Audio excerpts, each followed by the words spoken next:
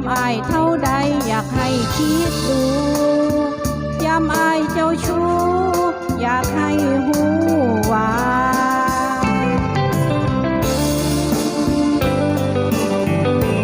ว่าได้แต่งคนนี้มันคิดหลาย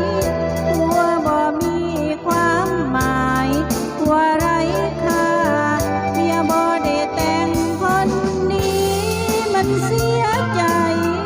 ฟังข่าวลือไอ้มีใครก็มีน้ำตาอยู่กินบ่มีสินสอดแต่ยอมให้กอดเลื่อยมาช่วยเคารพกันในการเป็นภรรยาด้วยการรักษาฮักเดียวให้น้องแน่น้องสาวเป็นโสดทะเบียนสมรสบ่มีบอกแค่เพียงแค่สองเราเป็นผู้ฮักแท้เพียงอายดูแลอย่าให้มีน้ำตา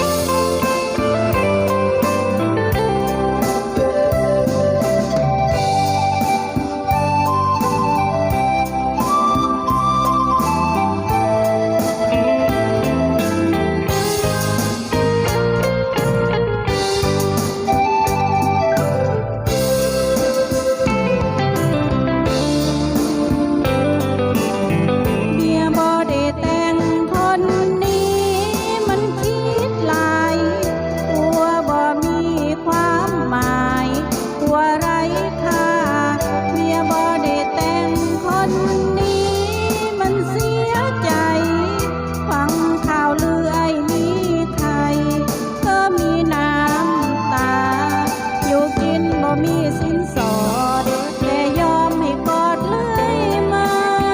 ช่วยเคารพกันในการเป็นภรรยาด้วยการรักษาฮักเดียวให้น้องแน่น้องสาวเป็นโสดทะเบียนสมรสบ่มี